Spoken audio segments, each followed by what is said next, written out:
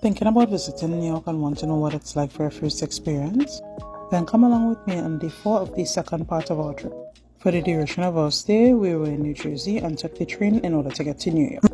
This was one of the more affordable and reliable methods to get to New York, and you could purchase tickets via the app or you could purchase physical tickets at the train station. This was my outfit of the day. Definitely loved how I looked this day. We didn't have to wait too long before our train arrived. Our train was the New Jersey Transit to Penn Station. One thing I'll say for sure, you definitely have to keep it moving to get around here. After we exited Penn Station, we browsed around for a while just getting to know our surroundings a bit more. Based on what I was told also, if you're thinking of visiting New York to go any sightseeing or to go do any activities, it's usually better to go during the working week as there are fewer people going to those destinations. And if you're a person that's into taking a lot of photos and videos like myself, this will work out really great for you as your pictures and videos won't be too crowded. We walked around a bit before we made our way over to the Macy's, and this branch is actually the largest location in the world. I was told by a friend to make sure that I visited the Macy's as they were unveiling their windows, and I wasn't sure what the person meant, but I was actually very pleased that I made it to be able to see the Macy's windows. For the season, all of their windows are extravagantly decorated with all different themes, different types of characters in each window. You could see things like a merry-go-round, dancing polar bear. Some of the windows are even very interactive where you could touch certain buttons, and this is just me here being happy by the sight of a dog in a coat. And this was one of the interactive windows where when you press the button it will take a photo of you and display it in the window itself. I was told that Macy's is really great for shopping as they have many different departments, so I was more than excited to see what they had in store.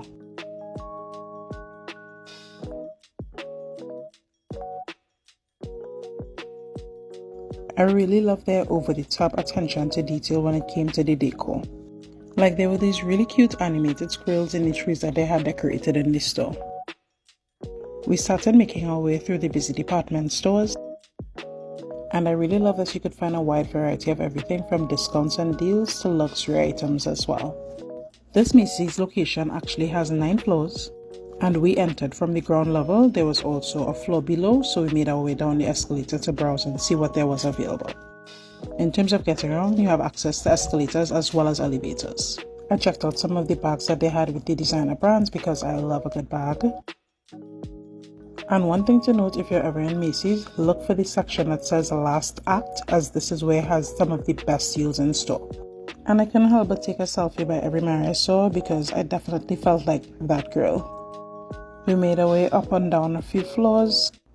There's areas where you could shop for bedding, mattresses, furniture, electronics and appliances, and this by far was one of my favorite sections because look at the price for this cutlery set. I picked up this cutlery set as well as this 18-piece cookware set. I love the variety that I got in this set, and for $69.99, that's a steal of a deal for me. After we got what we came for and I was satisfied with my purchases, we browsed around Macy's a little bit more before we exited onto the streets of New York. Another point to note, if you're a person that doesn't like crowds, doesn't like too much of noise, this would not be the trip for you. The streets of New York are very busy, very active. There's so much happening at any point in time: taxis, buses, people on bikes. There are people offering different services such as tours throughout the city, lots of photographers on Times Square where you can get photos, and of course, lots of live entertainment. Hey, that was too easy. Let me stand right here. Now.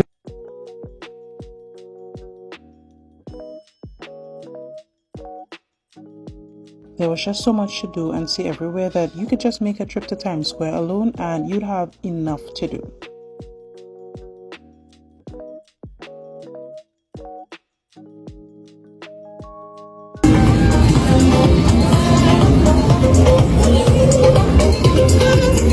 Finally, we made our way over to the heart of Times Square, which is where they have the giant I Love New York sign as well as the famous red stairs.